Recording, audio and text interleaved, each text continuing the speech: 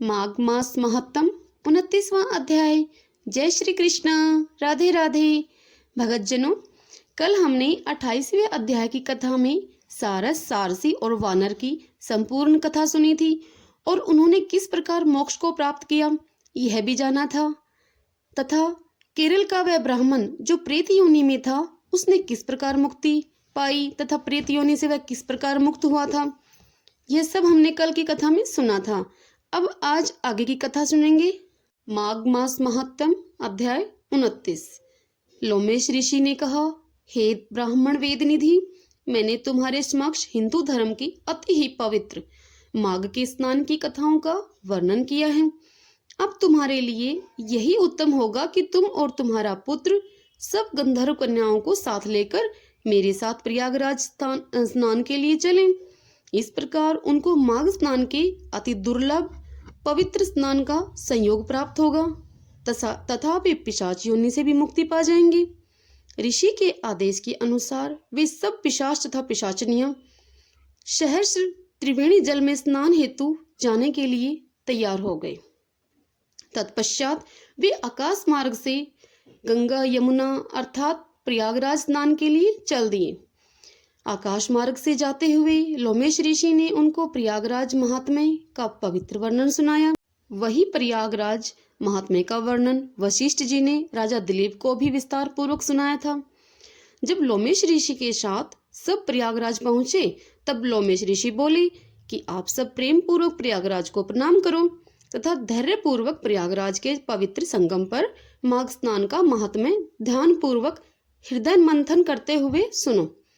प्रयागराज में संगम पर स्नान करना अति पवित्र है और माघ में स्नान करना मोक्षदायक है।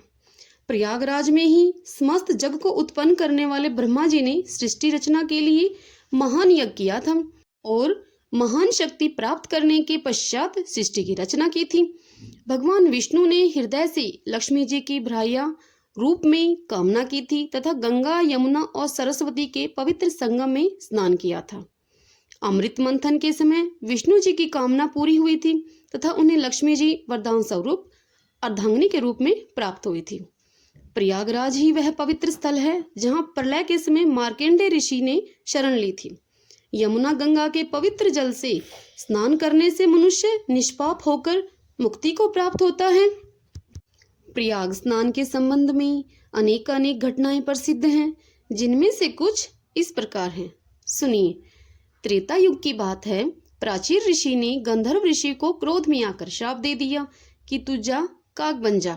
गंधर्व ऋषि श्राप के फलस्वरूप काग बन गए। काग ने त्रिवेणी के संगम पर स्नान किया। वह माघ मास था। गंधर्व ऋषि तुरंत श्राप से मुक्त हो गए। देवता इंद्र ने उर्वशी को श्राप दिया कि वह तुरंत स्वर्ग से निकलकर पृथ्वी लोक पर वास करे।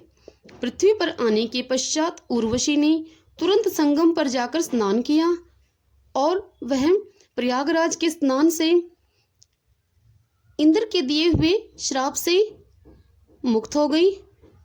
नहुष का पुत्र दैती था। दैती के कोई पुत्र नहीं था। दैती ने संगम में स्नान किया तथा पुत्र प्राप्ति की कामना की। उसके सभी संकट समाप्त हो गए तथा धन की अपार वृद्धि हो गई और पुत्र रत्न प्राप्ति की कामना भी उसकी पूरी हो गई। सनकादिक ऋषि ने प्रयाग में ही निवास किया था। वे संगम में नित्य प्रतिदिन स्नान करते और उनको योग सिद्धि प्रयाग में ही प्राप्त हुई थी। जो भी व्यक्ति प्रयाग में संगम पर प्रेम व श्रद्धा पूर्वक स्नान करता है उसको इच्छा तथा कामना अनुसार सिद्धि प्राप्त होती है। यदि वह मास माघ का हो तो सोने पर सुहागे के समान है। महर्षि लोमेश बोले कि मैं कहाँ तक वर्णन करूं श्री प्रयागराज की महिमा का। प्रयागराज की महिमा अपार है। तब महर्षि लोमेश के आदेश अनुसार ब्राह्मण वेदनिधि के पुत्र और सब गंधर्व कन्याओं ने प्रयागराज में श्रद्धा एवं भक्ति सहित स्नान किया और वे सब पिशाच योनि से मुक्त हो गए। तत्पश्चात वेदनिधि ने लोमेश ऋषि से कहा, हे परम पूज्य ऋषि, हम आपके उपदेश व मार्गदर्शन के कारण ये सब श्राप मुक्त हो गए हैं। ये सब आपकी शरण में हैं। इन पर कृपा करके इनका भविष्य और कर्तव्य निर्धारित करें। तत्पश्चात लोमेश ऋषि ने कहा, हे वेदनिधि ब्राह्मण, ध्यान से मेरी बात सुनो। तुम्हारे पुत्र का विद्या अध्ययन समाप्त हो गया है। वह युवा है तथा ये सब कन्याएं बड़ी होनहार व सुंदर हैं और तुम्हारे पुत्र पर अति मोहित भी हैं। यह तुम्हारे पुत्र के लिए अति श्रेष्ठ वधु सिद्ध होंगी। तत्पश्चात वेदनिधि पुत्र आग्नेय ने ऋषि की बात को मानते हुए गंधर्व कन्याओं से विवाह किया और फिर आग्नेय व सब गंधर्व कन्याओं ने ऋषि लोमेश को प्रणाम किया तथा ऋषि लोमेश ने उन सबको आशीर्वाद दिया और वह अपने आश्रम को लौट आए। तब वशिष्ठ जी बोले, हे राजन दिलीप, इस प्रकार वह ब्रह्मचारी उन 5 गंधर्व कन्याओं को तथा अपने पिता को साथ लेकर अपने घर चला गया। हे राजन, जो प्राणी इस माघ मास के महत्व को सुनता है, पढ़ता है तथा सुनाता है, उसको उसके समस्त पापों से मुक्ति मिल जाती है और वह बैकुंठ को प्राप्त होता है। अतः प्रत्येक मानव का कर्तव्य है कि वह त्रिवेणी में स्नान करे। मकर संक्रांति के दिन माघ स्नान का अति सुंदर संयोग है। इस दिन स्नान करने से पिछले पापों का विनाश हो जाता है तथा भविष्य उज्जवल हो जाता है। स्नान के पश्चात यथाशक्ति दीनहीन पुरुष व स्त्रियों को तथा गरीबों को अनाज, वस्त्र, धन, अन्न, गुड़ तथा तिल का दान अवश्य करें, जो अति उत्तम है। ऐसा करने से लोक परलोक दोनों ही सुधर जाते हैं। माघ मास महात्म 29वां अध्याय समाप्तम। भगतजनों, अब आगे की कथा का रसपान हम कल करेंगे 30वें अध्याय में। तब तक के लिए नाम जाप करते रहें।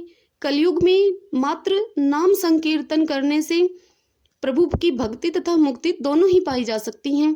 तो प्रेम से, मन से नाम की महिमा अपार है, उसका जाप करते रहें। हरे कृष्णा कृष्ण कृष्ण हरे हरे, हरे राम राम राम हरे हरे। जय श्री कृष्ण। राधे राधे।